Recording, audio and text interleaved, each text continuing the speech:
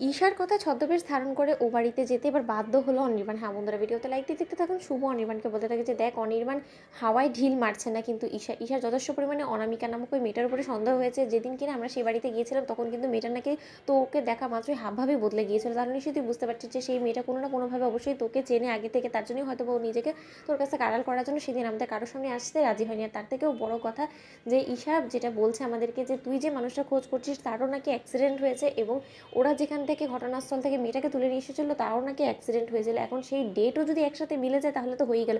তুই বরঞ্চ একটা কাজ করে এই বিষয়ে ঈশার সাথে তুই সরাসরি কথা বলে নে। অন্যদিকে ঈশাকে ফোনে কানেক্ট করে দেওয়া মাত্রই ঈশা বলতে থাকে যে দেখো অনির্বাণ দা, আমি এই বিষয়ে ঘাটাঘাটি করার জন্য একদমই আগ্রহী ছিলাম না, কিন্তু সেদিন যদি অনামিকা ওই কাণ্ডটা না করতো তাহলে হয়তো বা আমার ওর উপরে সন্দেহ হতো না। কিন্তু যেহেতু তুমিও যে মেয়েটার খোঁজ করছো, সেই মেয়েটার ঘটনা শোনার পর কিছুটা আমার মনে হচ্ছে যে আমাদের বাড়িতে থাকা অনামিকার সাথে অবিকল মিলে যাচ্ছে। তার জন্য আমি তোমাকে বলছি যে তুমি প্লিজ একবার নিজের সন্দেহটা দূর করার জন্য ছদ্মবেশ ধারণ করে, ডেলিভারি ম্যানের ছদ্মবেশ ধারণ করে তুমি বরঞ্চ একবার এ বাড়িতে এসে ওই মেয়েটাকে দেখে যাও। তাহলে অন্তত তোমারও সন্দেহটা একটা দূর হবে এবং আমরাও একটু নিশ্চিন্ত হতে পারবো। অন্যদিকে অনির্বাণ বলতে থাকে যে তুমি আমাকে একটা কথা বলো তো ঈশা, কী দেখে তোমার হঠাৎ করে মনে হলো যে যে মেয়েটার খোঁজ আমি করছি সেই মেয়েটাই হলো কি তোমাদের বাড়িতে থাকা অনামিকা?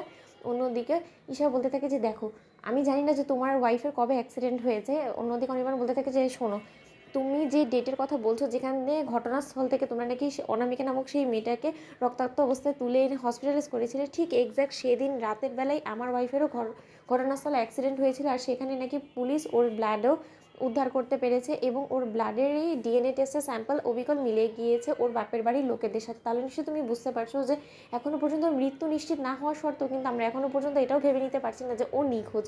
অন্যদিকে ঈশা বলতে থাকে যে তাহলে সেদিন রাতে একই জায়গায় একই মেয়ে অ্যাক্সিডেন্ট হওয়াটা কোনো একটা কোইন্সিডেন্ট তো হতে পারে না, তাই না? তাহলে এটা কোনো না কোনোভাবে অবশ্যই এর যোগসূত্র আছে। আর সেই যোগসূত্রটাকে আমাদেরকে প্রমাণ করার জন্য এবার তোমার হেল্প চাই, এবং তুমি একমাত্র আমাদেরকে হেল্প করতে পারো এই জিনিসটা কনফার্ম করার সুবাদে। এছাড়া আমাদের কাছে কোনো উপায় অবশিষ্ট নেই। অন্যদিকে অনির্বাণ বলতে থাকে যে ঈশা তুমি আজকে আমার যে বড় কাজটা করে দিলে, আজকে যদি তোমাকে দিয়ে আমি কোনো মতে আমার রাইয়ের খোঁজ পেয়ে যাই তাহলে সত্যি করে আমি তোমার প্রতি যথেষ্ট পরিমাণে ঋণী হয়ে থাকবো। কিন্তু তুমি একটা কথা বলো তো, যদি ওই মেয়েটা আমি আসবো সেটা জানতে পারে একবার, তাহলে তো সেখান থেকেও নিশ্চয়ই পালিয়ে যাওয়ার চেষ্টা করবে। সেটা তুমি কী করে আটকাবে বলো তো? কারণ সেদিন তোমাদের বাড়িতে যাওয়ার ফলেও সে আমার সামনে আসতে যখন চাইনি, তাহলে তো নিশ্চয়ই এর পেছনে ওর কোনো রহস্য আছে, তাই না? এখন ও যদি টের পেয়ে যায় যে না আমি ও বাড়িতে আসছি, তখন কী হবে? অন্যদিকে ঈশা বলতে থাকে যে তার জন্যই তো অনির্বাণ দা তোমাকে আমি ছদ্মবেশ ধারণ করে এখানে আসতে বলেছি। তুমি ডেলিভারি ম্যান সেজে এখানে আসবে আর আমি ওকে পার্সেল রিসিভ করার জন্য ওকে ডোরবেল বাজা মাত্র ডোরটা খুলতে বলবো। তখনই তোমরা একে অপরের মুখোমুখি হবে, আর তখনই কোনো না কোনোভাবে তুমি ওকে দেখতে পাও মাত্র আমাদেরকে তুমি ইশারা করে দেবে যে তুমি ওকে আদৌ চিনতে পেরেছো বা তুমি যাকে খুঁজছো সেই এই ব্যক্তি কিনা। তাহলেই বাস আমাদের রহস্য উদ্ঘাটন করা হয়ে যাবে। তোমাদের ভিডিওটি ভালো লাগলে লাইক এবং শেয়ার করো, সাবস্ক্রাইব করতে ভুলো না।